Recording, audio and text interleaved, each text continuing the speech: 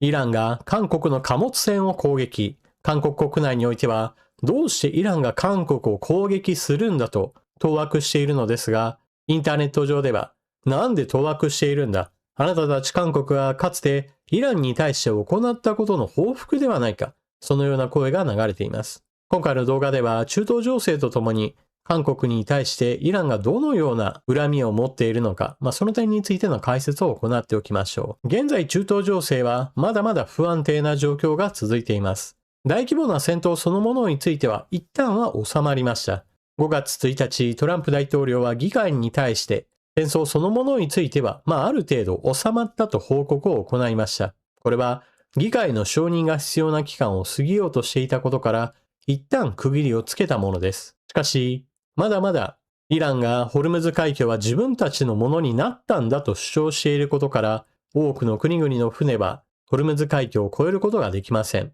そこでトランプ大統領が打ち出したのが、プロジェクトフリーダム。ホルムズ海峡を航行することができずに閉じ込められている船。これらの船に対してアメリカの軍艦が護衛するから、なんとか外へと出そうという計画を発表しました。実際にすでに大型の貨物船2隻がアメリカ軍の護衛付きで外へ出たということが報道されています。ところがそうした状況の中で発生したのが、イランによる韓国の貨物船に対する攻撃。また、イラン側が発表したものとしては、アメリカの軍艦に対しても攻撃を行ったとしています。ただし、アメリカの軍艦に対する攻撃は、イラン側は攻撃が成功したと発表しているのに対して、アメリカ軍は何ら被害がなかったというふうに発表していることから、どっちが正しいことを言っているかは確定しているわけではありません。ただ今のところアメリカの軍艦に関して大きな被害が出たという話はないので、イラン側の発表はあくまでも国内向けに自分たちが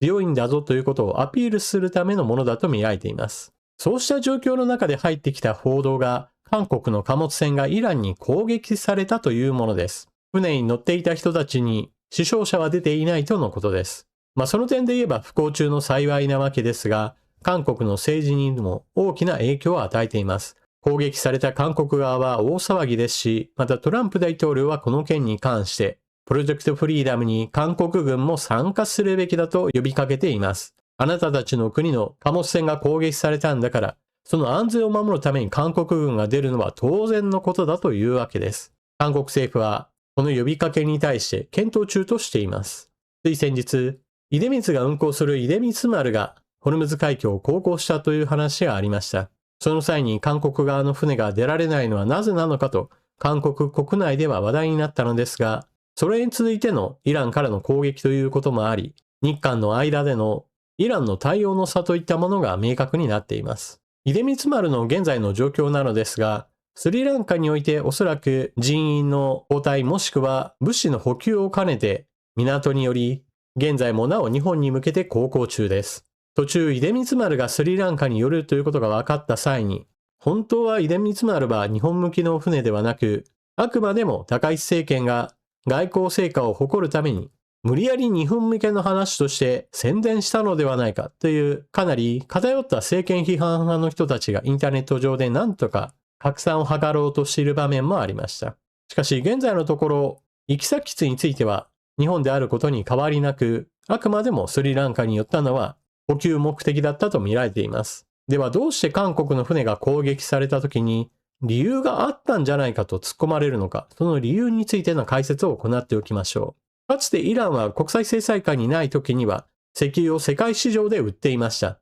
制裁がないのですからそれは当然のことです。ただし、その組み置きが一気に変わったことがあります。それが2018年のイランの核開発疑惑に基づく制裁発動です。かつてオバマ政権下で結んだ核合意といったものがあるのですが、これに関しては守られていないか、もしくはオバマ政権の結んだ話など全く無意味だとして、アメリカ側が一方的に合意離脱、そして制裁を発動させるという場面へと急展開を見せたのです。制裁が発動するぞとなって即時ではありませんでした。猶予期間は80日。この80日の間に今ある契約などを完遂させるか、もしくはこの80日分で終わるようにと調整するように各国に求められたのです。この時イランは日本や韓国といったアジアの国々に対しても石油を売っていました。ただし、制裁が発動されるとなって、順次契約が終わる、もしくは早期打ち切りといったものが各国との交渉が行われていきました。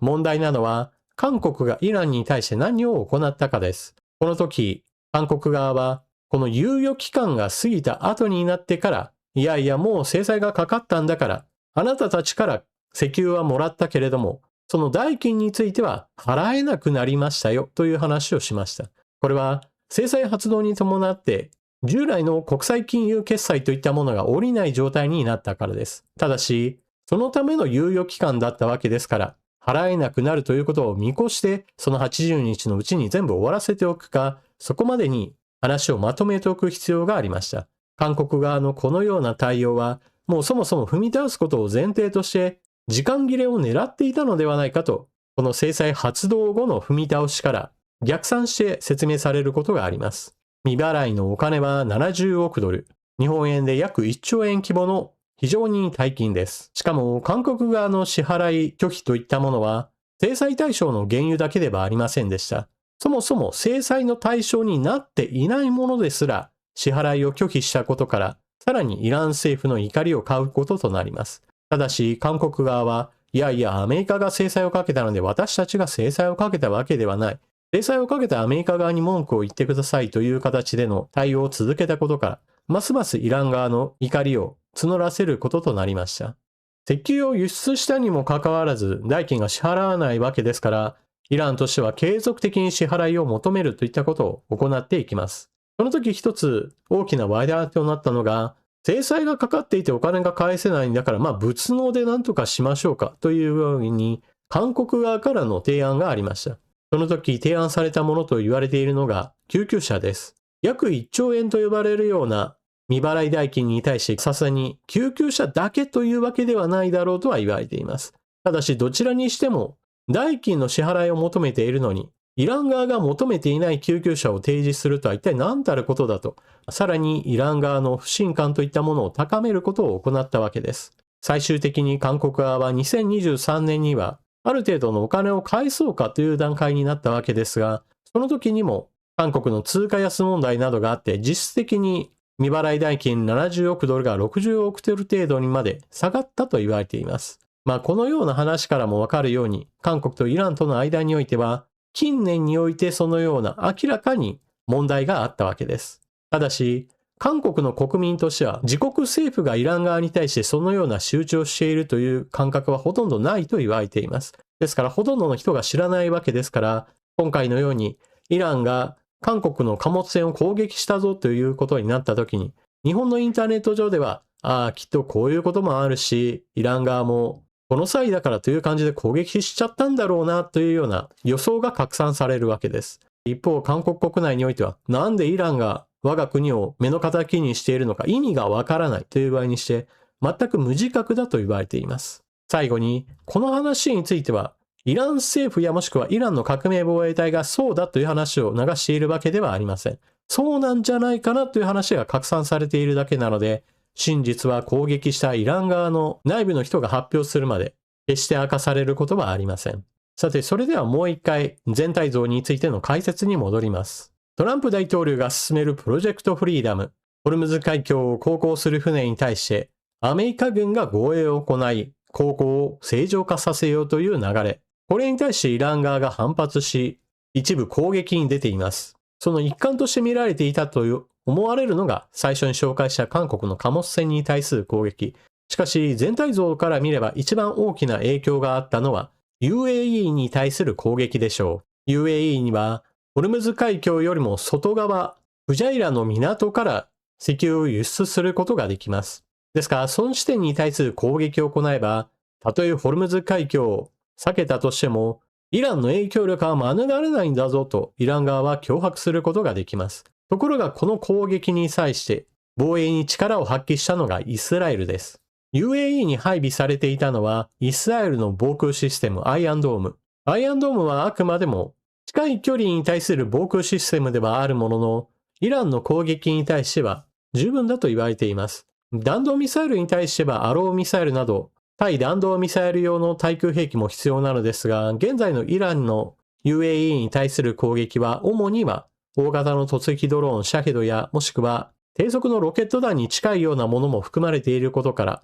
ら、そこまで大量に弾道ミサイルが降ってくるわけではありません。そうした意味ではアイアンドームでも十分に対応できる状況だと考えられています。問題なのはそうした守れるか守れないかの話と全く別の次元として外交的な新たな展開を見せていることです。従来の中東情勢の解説としては、イスラエル対周辺のイスラム教圏の国々全部が敵対的であるかのような話があるわけですが、しかし現在においては全く異なります。今回 UAE にイスラエルの対空兵器が配備されたというのは、イスラエルがそのようなことを外交的に UAE と話し合った上で決められたものです。敵対関係にある国に自国の防衛兵器を渡すことなんて絶対ありえません。現在は UAE とイスラエルとの間における友好関係が築かれており、対イランという敵対国との対立関係からイスラエルの外交関係が拡張されているのです。さらに、